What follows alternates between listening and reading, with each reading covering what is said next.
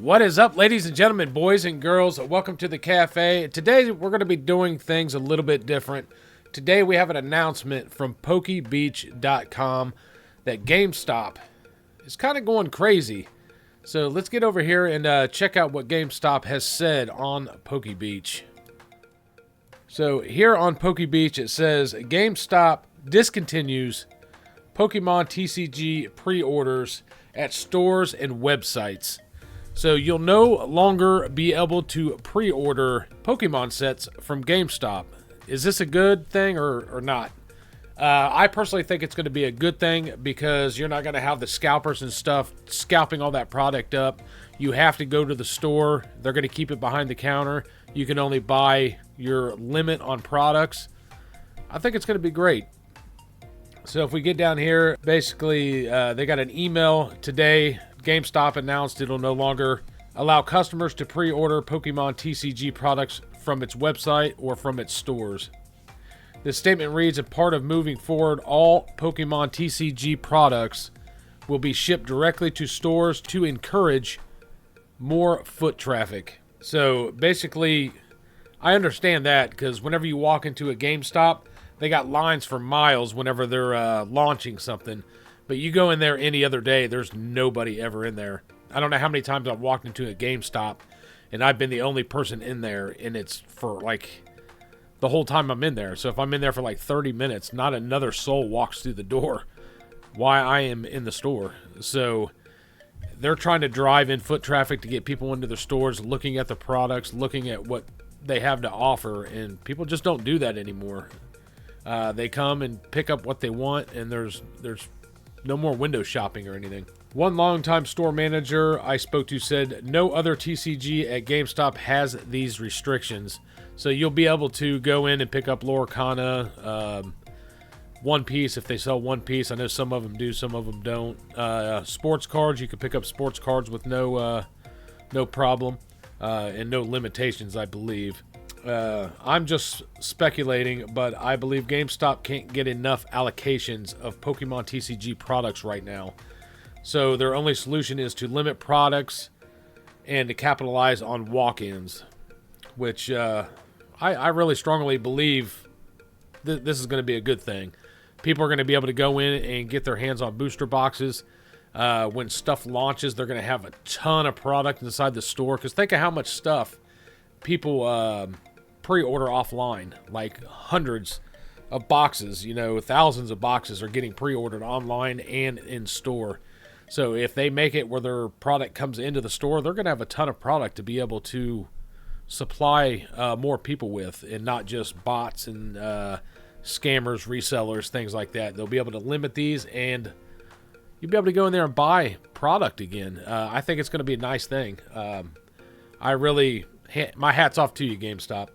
We went on to state, after the holidays, GameStop limited all Pokemon TCG products to 2 per customer, except individual booster packs. You can get 5 of those, which is fair. I think that's fair. Per day, two items. I meant, if you're opening up more than that, you're either like a rip and shipper, or you're trying to hoard the product to sell it on the secondary market.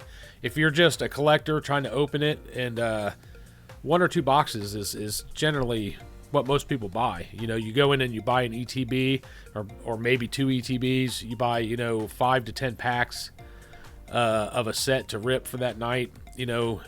Normal collectors ain't going in and buying 15 ETBs. Nowadays, that may be the case, just because people are trying to buy a product because they got that fear of not, like, if they see it, they got to buy it. Because if not, they're not going to ever find it again. So you got average collectors really kind of becoming somewhat of a scalper just to hoard the product so they can open it at a later time.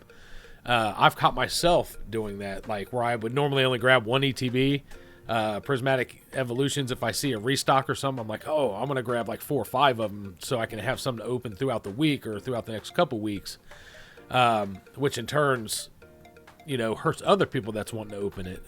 So if everybody grabs 4 or 5 ETBs, it goes pretty quick. So this will allow people to actually slow down a little bit, which I really like. they also this has been a topic lately, they are also charging above MSRP for a lot of products. Leonhardt released a video. If I can find his video, I'll link it down in the description. But a lot of people were calling him out because of this GameStop that had all this product.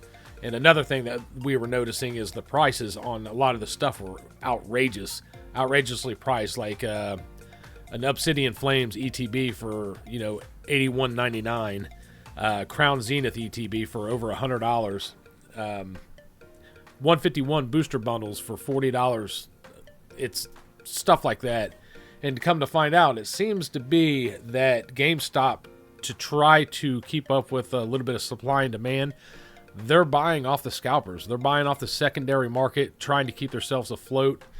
And that's why you're seeing these crazy prices. This is coming from PokeBeach. I don't know how true it is. I'm sure they're getting their research. They're a very reliable source. That's where most people go to get their news and their information. And that's what they're saying that people are saying that they're doing, that they're having to resort to the secondary market.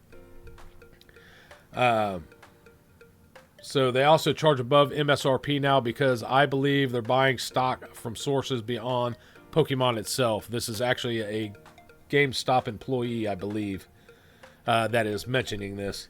For example, Obsidian Flames ETBs for $81.99, Crown Zenith ETBs for $104.99, 151 booster bundles for $39.99, and these are official prices in store.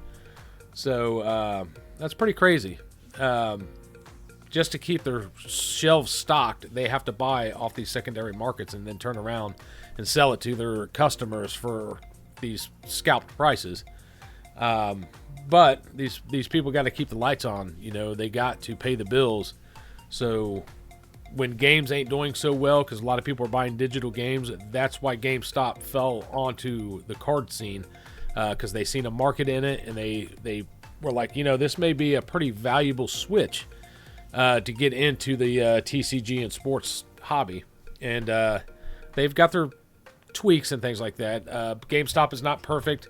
I actually would miss GameStop if they stopped selling TCG or went out of business, just because I like to go there, and they usually have like the promos, the official like GameStop promos for Pokemon. Like that stuff will end up losing, if they go out of business. So they're trying really hard to keep afloat, and I hope they win the good fight here. I previously reported hobby stores seeing very low allocations for prismatic evolutions. Since then, we have learned allocations for March's Journey Together is just as limited. So when Journey Together comes out, you might as well forget GameStop, is what they're saying. They are not going to have product to sell to the consumers after that first initial launch, just like it was with prismatic evolutions. We all went there the day that the ETBs and everything were launching. Everybody got their pre-orders. They had like 2 or 3 ETBs to sell to the walk-in consumers, and it was it. They got no more. They're just hoping for a reprint or a restock of this stuff to be able to put in their stores. TPCI promised last month it will continue to print more product to meet high demand. So they are really hoping and praying on Pokemon International Company to print these sets to all high heaven, so they can get their hands on some of the product. And you're probably going to go forward and see a lot more stores doing this. A lot of your local LGSs may end up start limiting products. GameStop, Target's already started it. Only ones you may not see limit it may be Walmart and Meijer, which Meier's an East Coast like Walmart type store, like a big box store. Best Buy, you're going to see put limits on it. Best Buy actually had limits all the way up until like this past summer, where you could only buy so many products, and then they finally lifted it, and then boom, here we're back right into the boom again, and they have not put the restrictions back yet, I don't believe. I could be wrong on that, but last time I checked, there wasn't restrictions on Best Buy. So that is the news I found out today. It looks like PokeBeach released that about 8:30 tonight. And I thought it was pretty interesting, and I was trying to jump into a different type of YouTube video. So this is my first time actually doing kind of a hey, this is what's going on in the Pokemon world video. So I hope you all liked it, enjoyed it. Please like, comment, and subscribe, and we'll see you in the next one. Love y'all. See you later.